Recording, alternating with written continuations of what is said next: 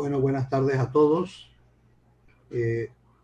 Siendo las 6:01 de la tarde, queremos darle la bienvenida a todos los participantes de esta conferencia, parte de los miércoles científicos que estamos reanudando a través de la Subdirección de Docencia del Complejo Hospitalario Metropolitano y tratando de traer temas de actualidad y de interés y que motive cierto grado de polémica. Traemos... Doctor, disculpe, creo sí, que se escucha doble, así que le pongo audífono. sí, cómo no. Voy a poner audífono.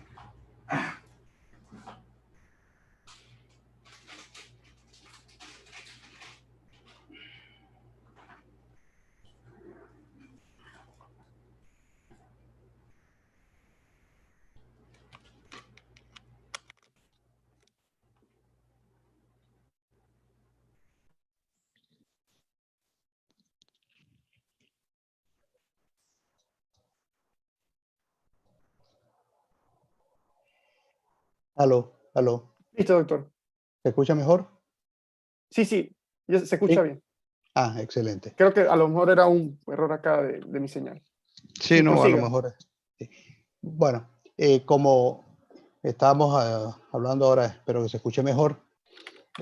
Tenemos el gusto de haber invitado el día de hoy a una extraordinaria residente de medicina interna, la doctora Ana Cook, que a pesar de que no está en la mejor especialidad, que es la de neurología, es una excelente hematóloga, la cual hizo, después de terminar su residencia de medicina interna en el Complejo Hospitalario Metropolitano, hizo su especialización en hematología en el Instituto Nacional de Nutrición Salvador Subirán en la Ciudad de México.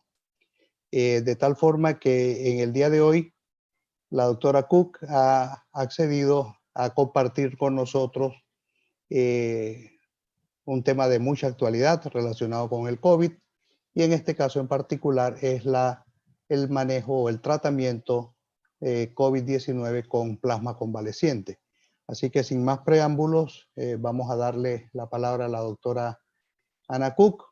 Este programa lo van a poder ver por el canal de YouTube y va a ser grabado y posteriormente compartido para que lo puedan accesar desde el canal de YouTube de la Dirección de Docencia del Complejo.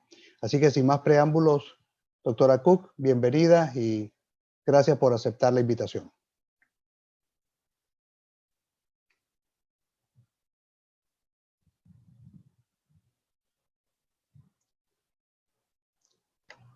Buenas tardes a todos los que están aquí presentes para esta charla. Pues en la tarde de hoy, a petición pues, del programa de docencia, vamos a conversar un poco acerca del plasma convaleciente para el tratamiento del COVID-19.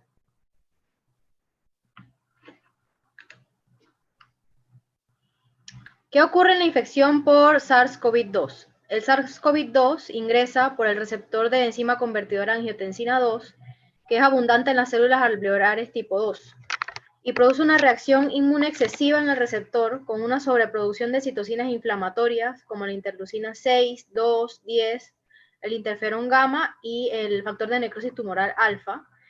Y a la larga se desarrolla un síndrome de distrés respiratorio agudo y falla multiorgánica. Conlleva la disminución de los linfocitos, pero también hay activación de los linfocitos T, CD4 y CD8 y un estado hipercoagulable e inflamación endotelial. El plasma convaleciente es el plasma que se recolecta de los individuos que desarrollan anticuerpos luego de una resolución de alguna infección. Constituye una terapia de anticuerpos pasiva que se utiliza en epidemias de manera emergente, donde no tenemos tiempo ni recursos para fabricar inmunoglobulinas dirigidas. Hay que tener claro que el plasma convaleciente brinda una inmunidad de corta duración, a diferencia de los anticuerpos monoclonales, globulinas hiperinmunes o vacunas, que suelen ofrecer inmunidad de mayor duración. El uso de plasma convaleciente, de acuerdo a estudios en infecciones virales previas, puede reducir la severidad clínica de una infección, acortar su duración y o reducir la mortalidad, aunque esto no está totalmente confirmado en la infección por COVID-19. Y parece ser más efectiva si se utiliza más temprano, y esto es por evidencia en infecciones virales previas.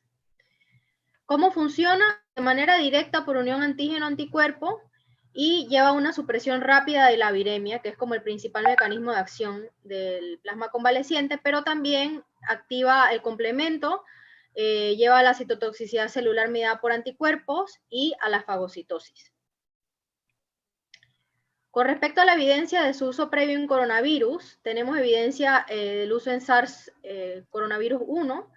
La mayoría de los estudios son retrospectivos o series de casos, utilizaron volúmenes variables de transfusión entre 160 a 640 mililitros. La mayoría de los estudios que están publicados no tienen medición de anticuerpos neutralizantes, aunque reportan una mejoría clínica, con egreso más temprano al día 22, es estadísticamente significativa, y menor mortalidad en algunos estudios al compararlo con esteroides. Y su uso en el MERS, también usaron volúmenes variables, algunos con medición de títulos anticuerpos, otros no, y el beneficio en este caso. Debemos tener claros que no podemos desarrollar productos terapéuticos utilizando pruebas que no han sido validadas. Y el plasma convaleciente en el COVID-19 es un producto biológico terapéutico o droga de investigación, por lo que se debe garantizar la correcta identificación, calidad y pureza del producto, y esto lo va a garantizar la entidad que produce el plasma, que serían los bancos de sangre. Los investigadores o médicos que utilicen el producto, entonces se ven obligados a darle seguimiento y reportar el desenlace de los pacientes que reciben este producto a la entidad reguladora. Entonces, pues nos surgen varias preguntas con respecto a qué pruebas utilizamos para validar el plasma convaleciente en COVID. Y estas preguntas son preguntas muy recientes que se han tratado de contestar a lo largo de los meses que ha durado esta pandemia. La primera pregunta sería, ¿anticuerpos contra cuáles proteínas virales y cuál es el mejor anticuerpo para medir y que se correlacione mejor al desarrollo de anticuerpos en el receptor del plasma? Esta es la estructura del virus.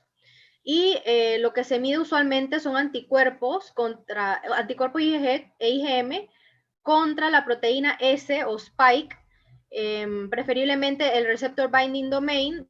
Puede medirse el dominio S1 o los anticuerpos contra la totalidad de la proteína, y también se han medido anticuerpos IgG e IgM contra la proteína de la nucleocápside.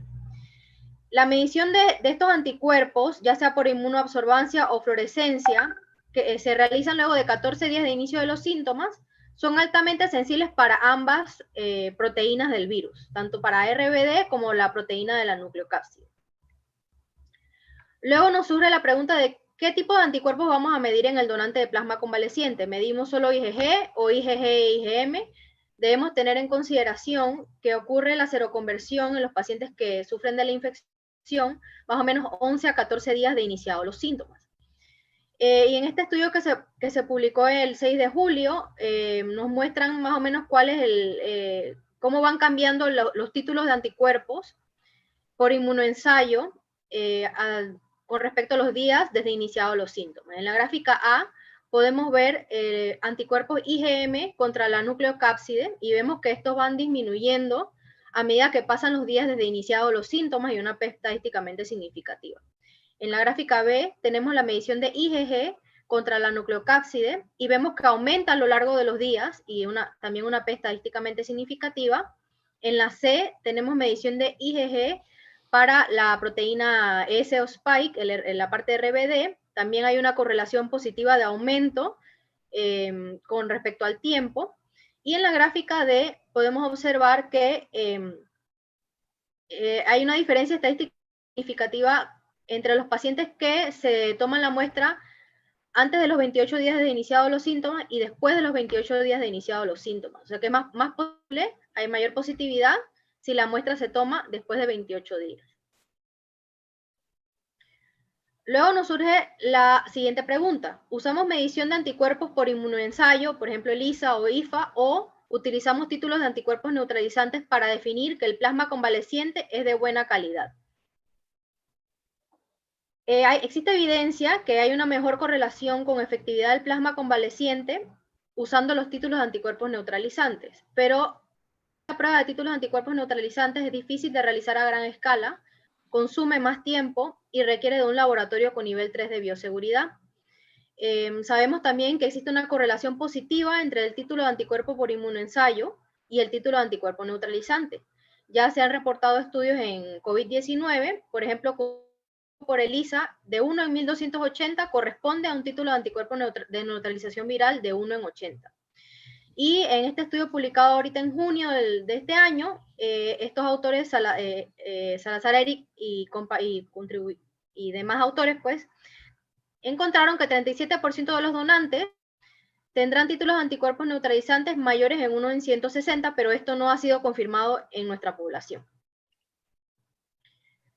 La donación convaleciente no redujo de manera significativa los títulos de anticuerpos, ni por medición de inmunoensayo, ni por títulos de anticuerpos neutralizantes.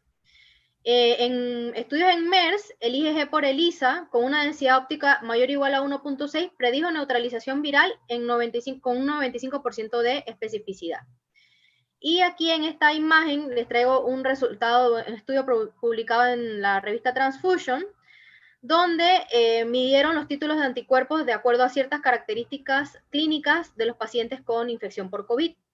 Y en personas con más de 4 semanas desde inicio de síntomas que presentaron ya sea fiebre por más de 3 días o temperatura mayor o igual a 38,5, desarrollaron un mayor título de anticuerpo. Podemos ver en esta gráfica de pastel en verde que aquellos pacientes con una de dos características, la fiebre por 3 días o mayor de 38, desarrollaron en un 57% títulos de más de 1 en 1280.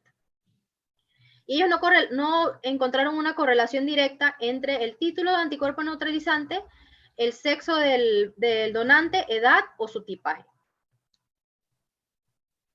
Entonces, la verdad es que aún no sabemos cuál es el título ideal de anticuerpo neutralizante en el plasma convaleciente. Esta es una pregunta que se sigue estudiando mientras damos esta charla, y lo ideal sería lograr correlacionar los títulos de anticuerpos neutralizantes con los títulos de anticuerpos por inmunoensayo para poder realizar la medición con esta última prueba, o sea, el inmunoensayo, porque es más rápida de hacer y podría ser aplicada en mayor número de bancos de sangre. Con respecto al plasma convaleciente en COVID y su relación con el tipaje sanguíneo, pues le traigo este estudio que fue publicado el 21 de junio, fue un estudio multicéntrico retrospectivo en Massachusetts, donde se recolectaron muestras de donantes del 6 al 16 de abril. El objetivo primario era ver el riesgo de intubación o muerte en comparación con el tipaje sanguíneo del donante. Se evaluaron a 1.289 pacientes, de los cuales 37.5% estaban hospitalizados, 9.5% en la unidad de cuidados intensivos y 6.9% de los pacientes murieron. El 34.2% de los pacientes, por ciento, tenían un tipaje A, 15.6% tipaje B, 4.7% AB y 45.5% O. Esto es en una población de Estados Unidos. Sus resultados, no hubo relación entre el tipaje sanguíneo y la elevación de marcadores inflamatorios. Tampoco encontraron relación entre el tipaje sanguíneo y el desenlace clínico, incluyendo admisión hospitalaria, a UCI, intubación o muerte. En el análisis multivariado, tampoco encontraron una relación directa entre el tipaje sanguíneo y la severidad de la infección por COVID. Sí encontraron que algunos tipajes sanguíneos dan como mayor... tienen una mayor relación con tener una prueba positiva por COVID. Y vemos aquí que aquellos donadores pacientes con tipaje O, no hubo una relación entre tener tipaje A, y ser positivo por COVID. Sí existió una relación entre tener tipaje B y AB y ser positivos por COVID. Y aquellos pacientes con tipaje O parece que tienen con un menor riesgo de ser positivos por COVID. Aunque otros investigadores sí han descrito como una relación más fuerte entre el tipaje A y la positividad por la prueba por COVID.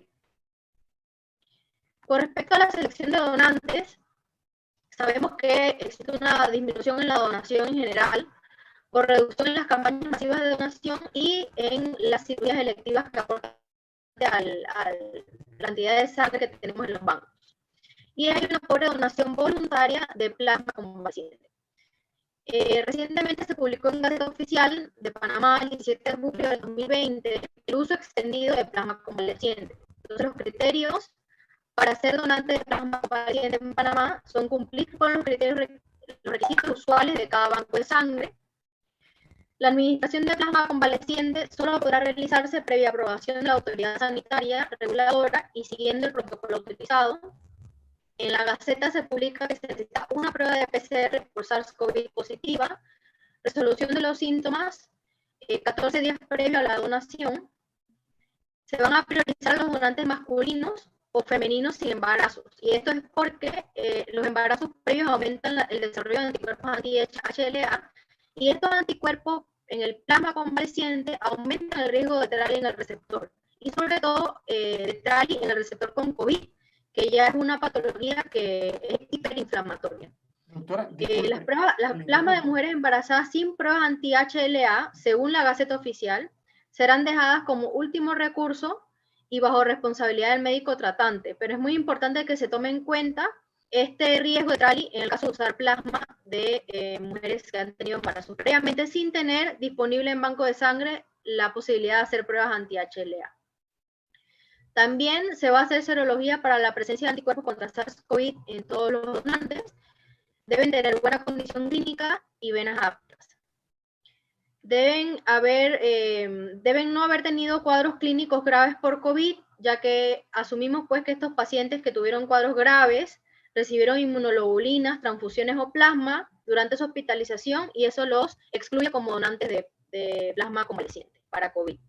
La donación se realiza por plasmaféresis y cada banco de sangre recolector debe ser responsable de la adecuada rotulación del plasma como plasma convaleciente y debe asegurar que este paciente será almacenado en neveras exclusivas para tal fin.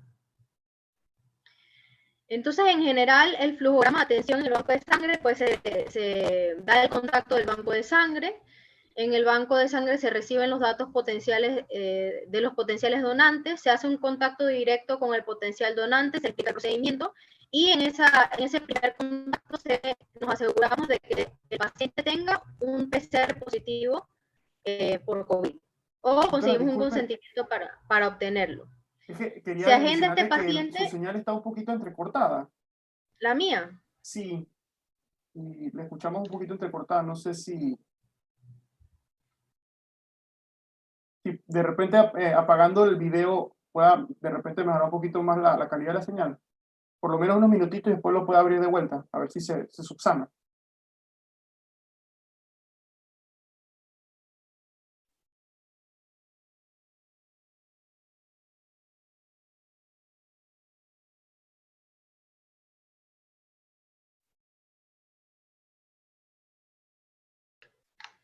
¿Hola, se escucha? Sí, doctora, continúa. Se escucha bien. Okay. Pues se agenda el paciente para la primera entrevista. Esta primera entrevista deberá ser realizada por el médico evaluador de banco de sangre. Aquí se va a tomar el hemograma, se va a evaluar venas, se toman las pruebas serológicas usuales del banco de sangre y tubos extra para la medición de anticuerpos contra SARS-CoV. Se van a firmar los consentimientos usuales para la donación y también se deben firmar un consentimiento aparte para la donación de plasma convaleciente. La donación se hará por aféresis de 600 a 700 mililitros por persona y el paciente debe firmar una autoexclusión como en cualquier.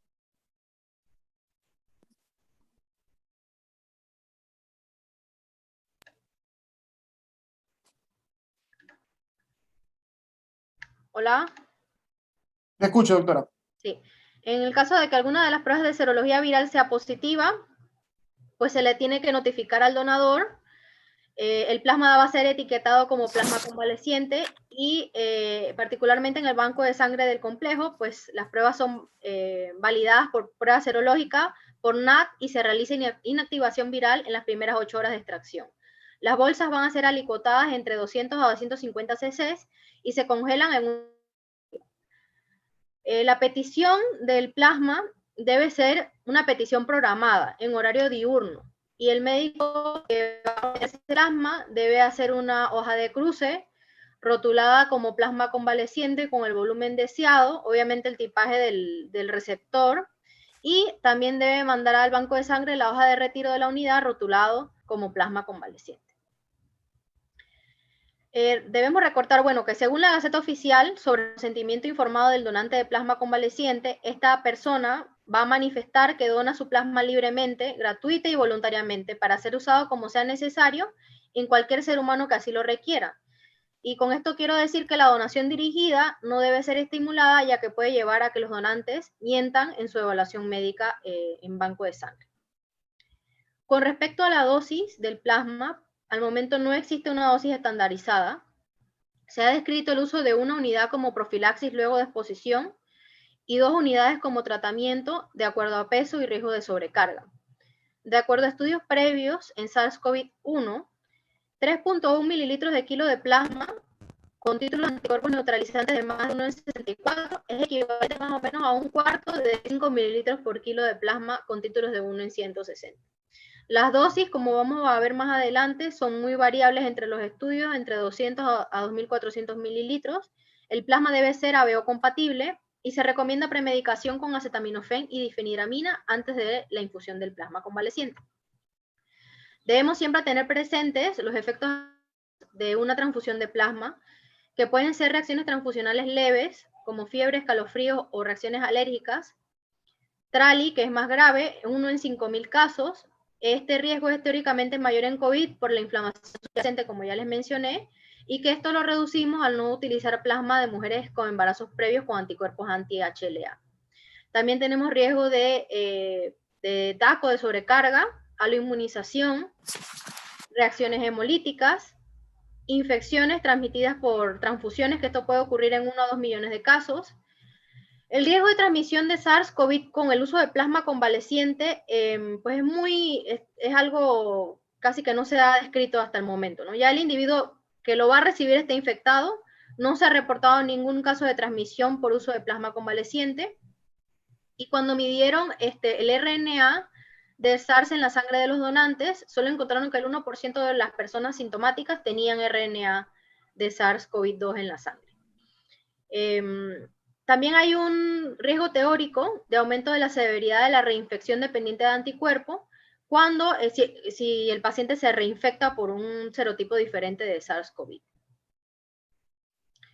Con respecto al uso de la evidencia actual en el uso del plasma convaleciente en COVID, les traigo aquí los artículos que me parecieron un poquito más relevantes, ordenados en orden cronológico. El primero es este estudio publicado en el JAMA el 27 de marzo, donde se evaluaron a 5 pacientes críticos en China. Se reclutaron pacientes desde el 20 de enero al 25 de marzo, con neumonía severa, con alta carga viral, con PAFI menos de 300 y todos intubados. Se midieron los títulos de anticuerpos por ELISA y los títulos de anticuerpos neutralizantes, y la dosis fueron 2 plasmas frescos congelados consecutivos, 10 a 22 días luego de la admisión.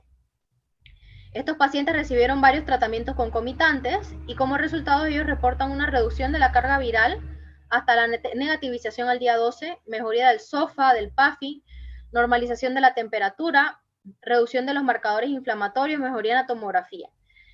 3 de 5 pacientes fueron extubados y se les dio egreso, y a 1 se les suspendió la circulación extracorpórea.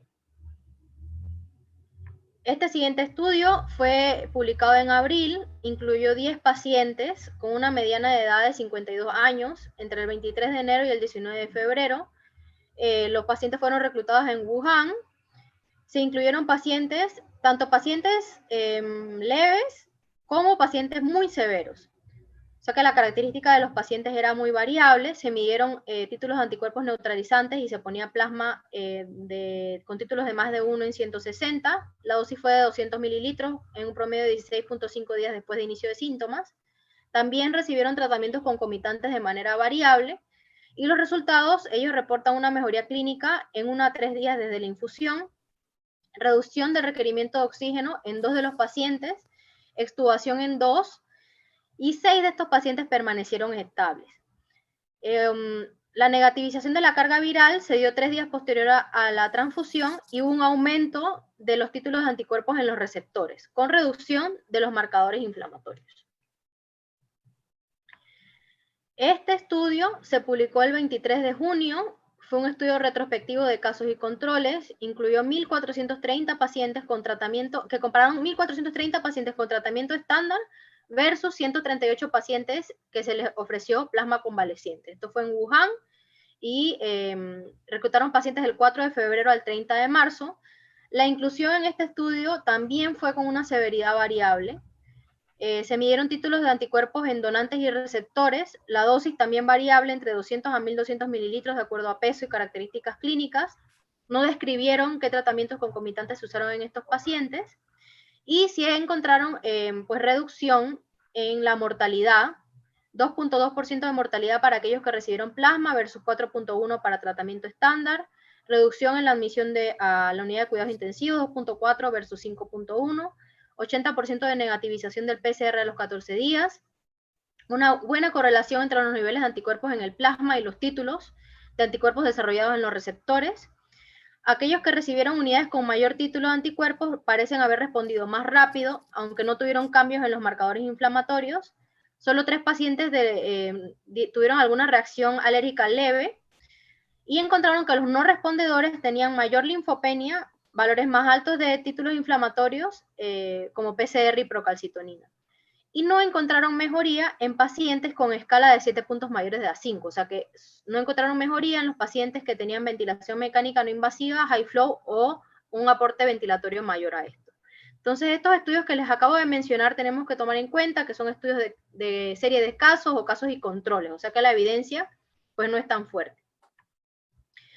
Esta es un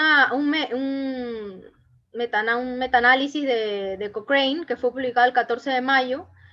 Incluyeron solo 32 pacientes, todos los estudios fueron no controlados, 7 fueron series de casos, 1 solo prospectivo de un brazo. 7 fueron en China, 1 en Corea del Sur. En 7 estudios usaron plasma convaleciente en críticamente enfermos y 1 en enfermos moderados. Todos los pacientes estaban vivos al punto de corte, pero la verdad es que solo se siguieron por 37 días y algunos seguían intubados al finalizar los estudios incluidos. El volumen fue variable, de 200 a 2.400 mililitros, con entre 1 a 8 transfusiones.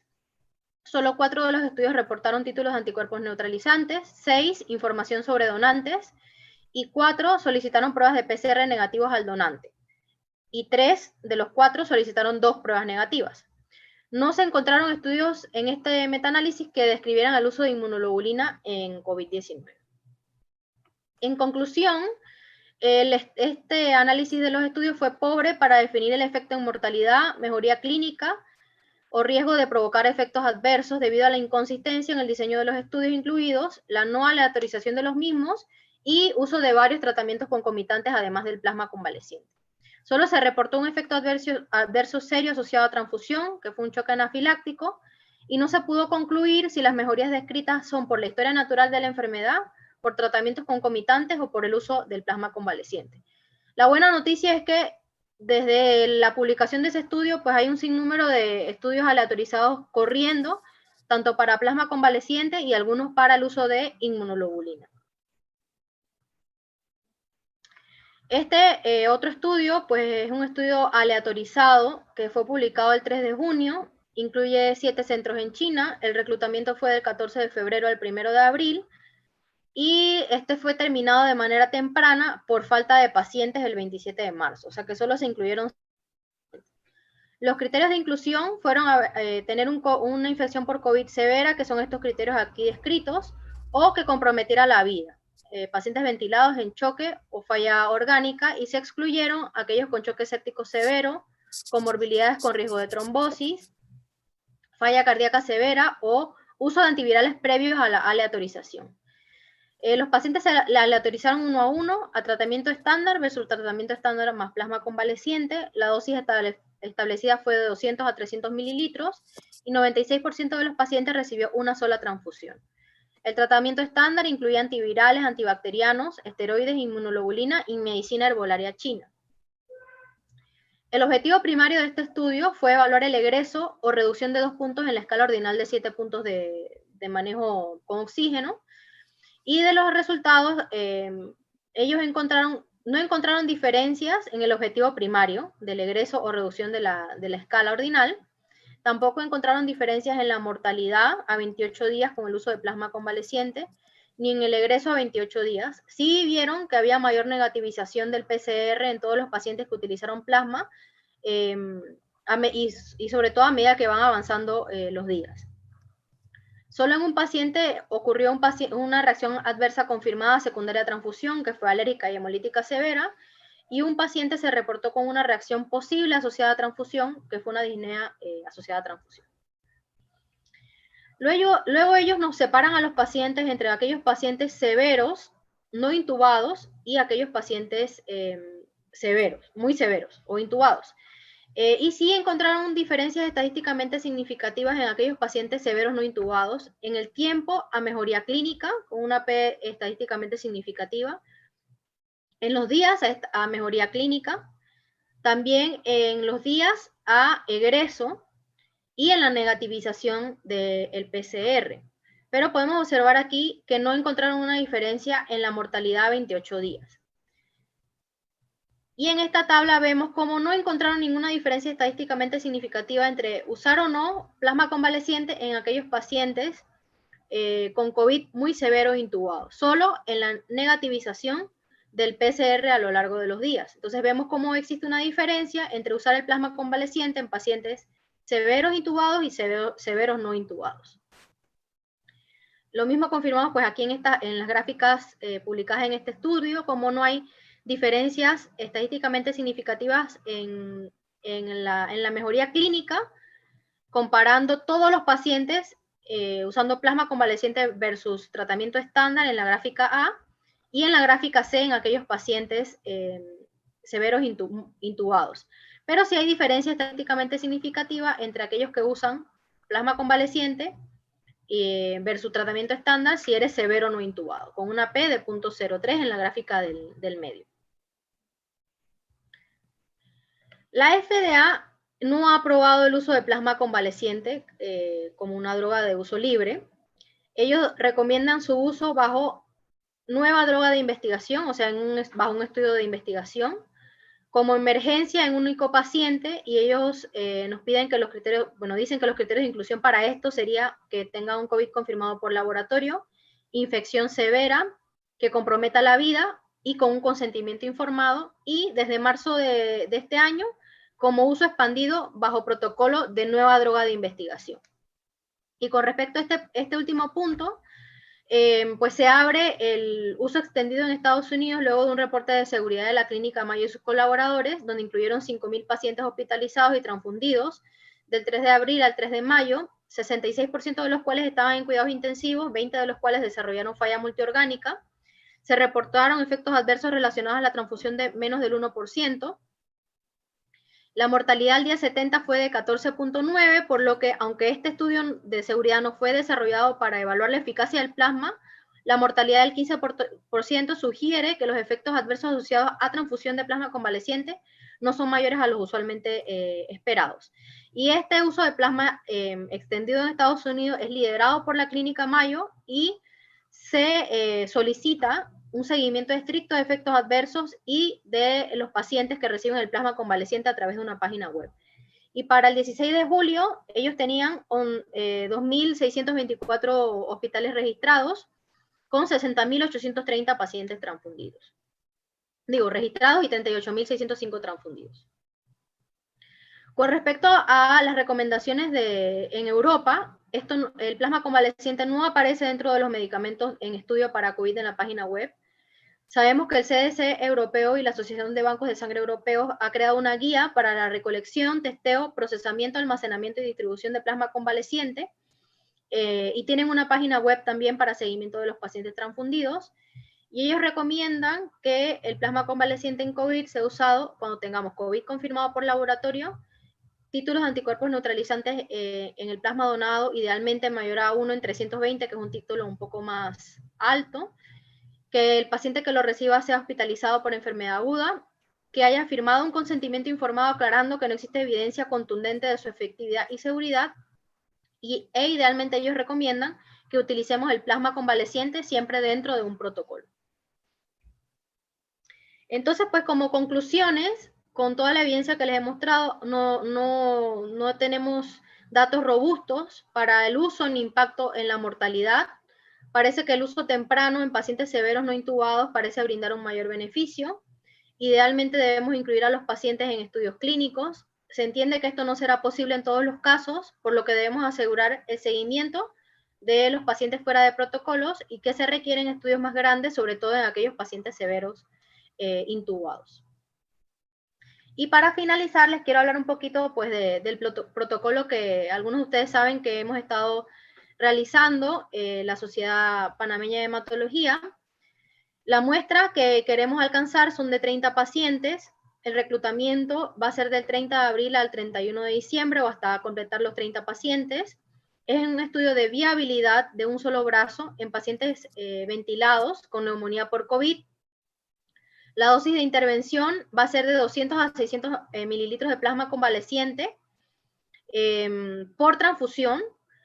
Van a ser 5 transfusiones pues estamos premedicando a los pacientes previo a cada transfusión y vamos a guardar la muestra para correlacionar los títulos de anticuerpos por el ELISA y los títulos de anticuerpos neutralizantes. O sea, lo más interesante de este protocolo es que estamos utilizando una dosis bastante alta de plasma y que vamos a poder correlacionar entre los títulos de anticuerpos neutralizantes y los anticuerpos por ELISA en nuestra población. Los criterios de inclusión son pacientes mayores de 18 años con síntomas respiratorios por COVID y confirmación por pruebas de PCR, el consentimiento informado para recibir la transfusión, que estén intubados y con ventilación mecánica.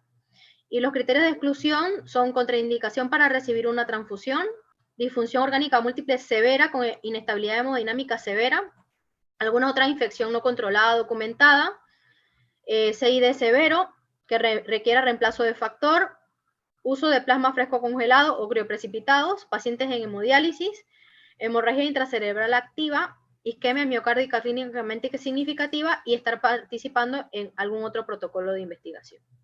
Y estos son pues el seguimiento que le hemos estado dando a los pacientes que hemos reclutado hasta el momento. Y esta sería pues la última diapositiva. Muchas gracias por su atención. Dejo el espacio abierto pues para preguntas. Muchas gracias, doctora Cook, por esta excelente revisión de un tema que es a todas luces en desarrollo. Yo antes de haberme conectado a esto con la participación del doctor Franklin Espino, se hizo una revisión de la sistemática de la base de datos Cochrane, a ver qué tantos estudios estaban en evaluación con plasma. Al día 10 de julio se han identificado 98 estudios en evaluación de plasma convaleciente, de los cuales 50 son randomizados.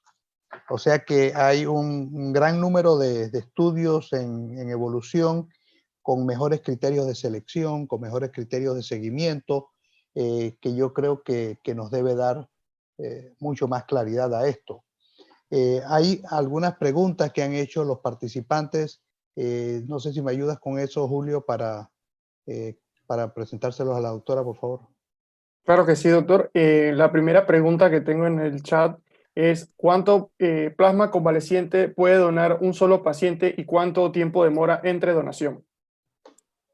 Sí, la donación pues se hace por aféresis y como les mostré en las diapositivas, el volumen va de 600 a 700 mililitros. Para contestarte la pregunta de cada cuánto tiempo, le cedo la palabra a la doctora Morris, que no sé si estará conectada ahorita.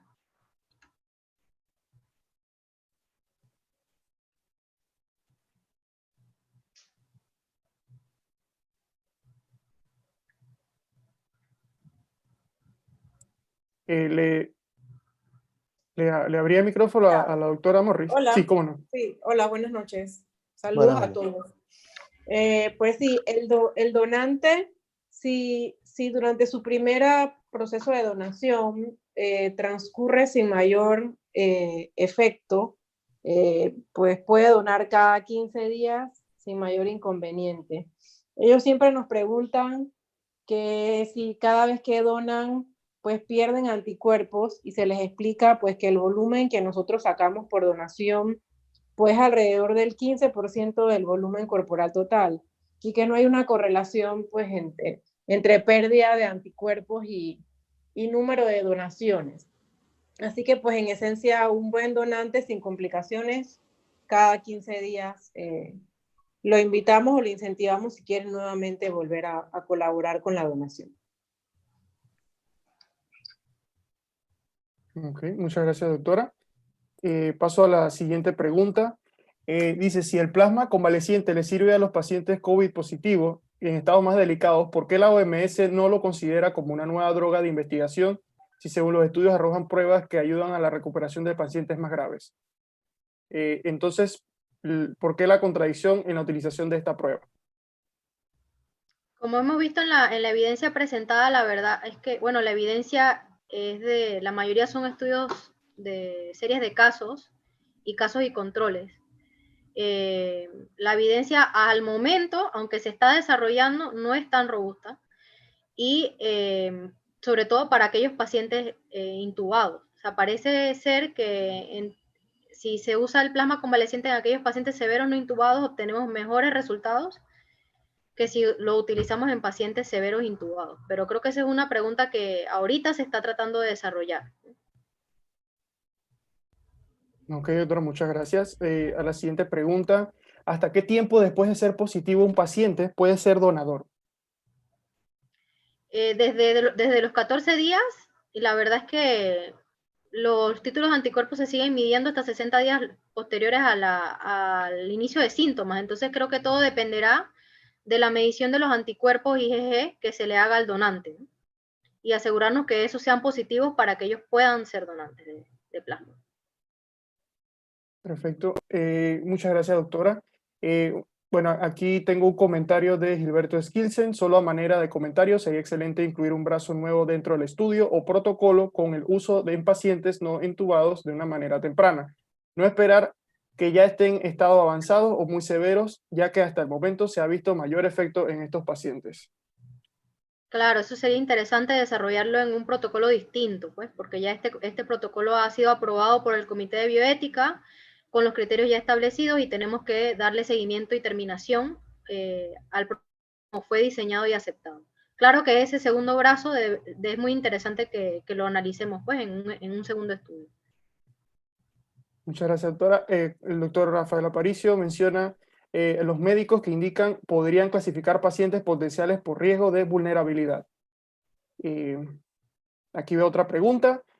¿Por qué no se ha hecho una campaña fuerte para aquellos que han librado la lucha contra el COVID y que se animen a donar?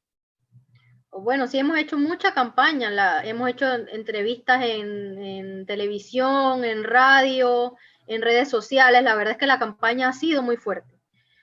Pero la donación voluntaria, como les expliqué, pues no es tanta, ¿no? Creo que no es por falta de campaña, sino por falta de acercamiento, por miedo de los pacientes que se han recuperado.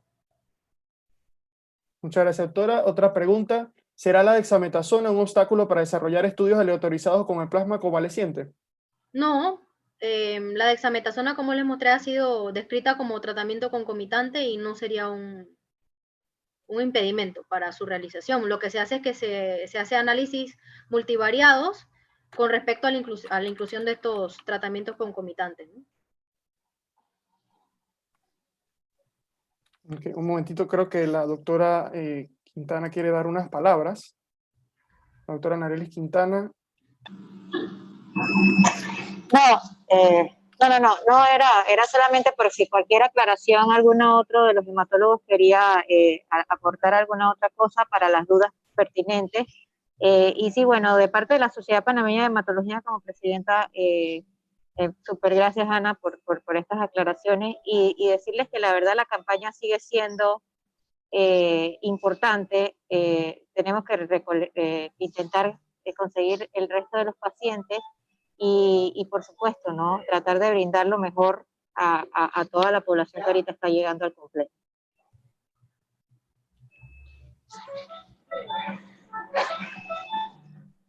Permíteme hacer una observación. Hay una pregunta aquí que hace el doctor Epifanio sobre si hay alguna data preliminar en el estudio que se está realizando en Panamá sobre plasma convaleciente, si tienen algunos resultados preliminares. Sí, podemos ceder la palabra al doctor Aguilar, Ricardo Aguilar. Un momentito.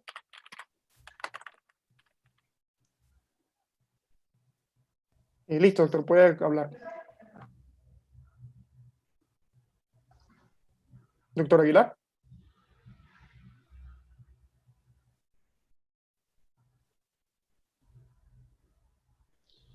O alguno de los otros Bueno, participantes hasta el momento del los estudio. pacientes que hemos reclutado no han tenido ningún efecto adverso severo asociado a las transfusiones.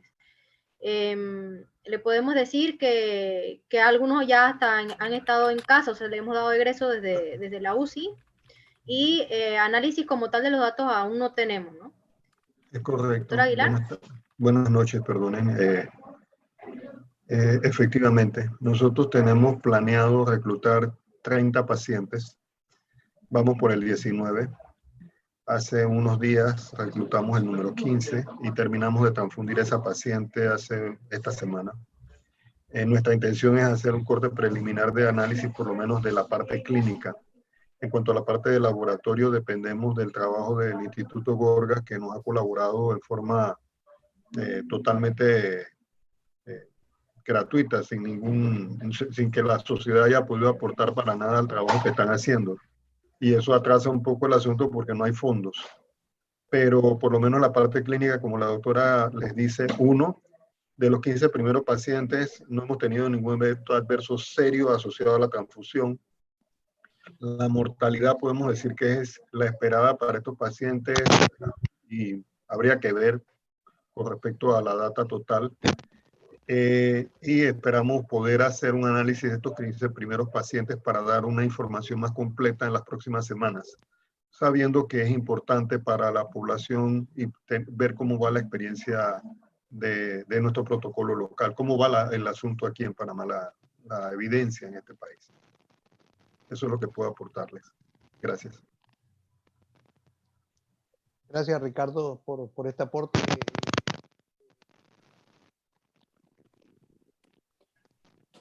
Doctor, disculpe, no se le escucha.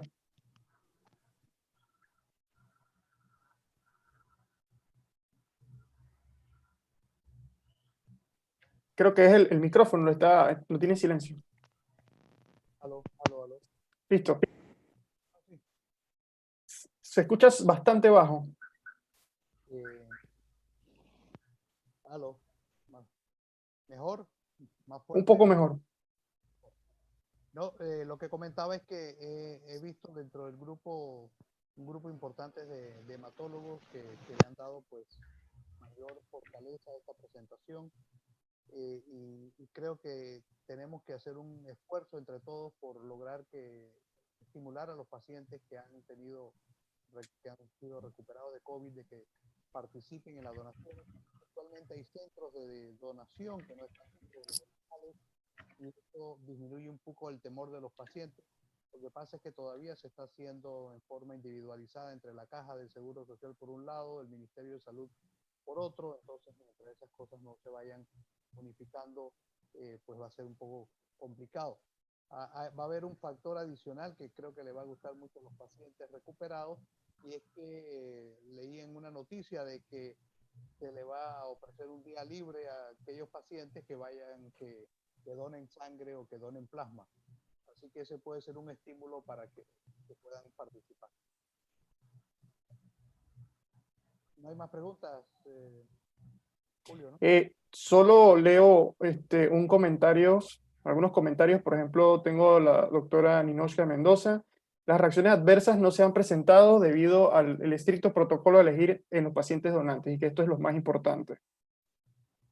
No sé si podemos leer algunos otros comentarios. Si encuentro alguno. El doctor Dimasquiel, por ejemplo, decía, el doctor Pascal explicaba en otra conferencia que las mutaciones en el virus también pueden influir en la respuesta al plasma convaleciente, debido a que algunos pueden escapar de la capacidad neutralizante. Y por mientras creo que no tengo más comentarios aquí en el chat. Bueno, de esta forma creo que podemos dar por terminada esta participación y le queremos dar gracias a la doctora Ana Cook por esta excelente participación y revisión de todos estamos aprendiendo. Casi no se le escucha, doctor. Las últimas palabras no se le... Ahora Sí. tampoco. Ahí se escuchó un poco mejor. Si quiere, intenta desconectarlo a ver si mejora. ¿Aló? Listo, doctor. ¿Mejor? Sí. Sí, ok. Lo que estaba diciendo es que agradeciéndole a la doctora Cook por esta excelente presentación y disertación de un tema del que todos estamos aprendiendo, y probablemente habría que iniciar o modificar un protocolo para empezar más temprano. Estamos viendo que en esta patología, mientras más tarde actuemos, más se nos complican los pacientes. Estamos viendo a nivel hospitalario un aumento muy importante de la mortalidad, de la cantidad de pacientes que llegan en estado crítico y de un colapso casi a corto plazo de las unidades de cuidados intensivos. Entonces, creo que tenemos que ser un poco más proactivos y un poco más agresivos en tratar a los pacientes antes de que lleguen a un estado de requerir intubación. Y en eso pues estamos trabajando. Así que muchas gracias, doctora Cook. Gracias a todos los que nos acompañaron el día de hoy. Gracias, Julio, por apoyarnos con la parte técnica. Le vamos a compartir un enlace donde podrán acceder al canal de YouTube de la Subdirección de Docencia, donde va a estar esta charla grabada. No sé si eso lo podemos compartir aquí mismo, Julio, o se manda un link a los participantes. No, ya se lo estoy enviando al chat para que todos puedan acceder. Ah, excelente, excelente. Bueno, gracias a todos y buenas noches. Muchas gracias, doctor.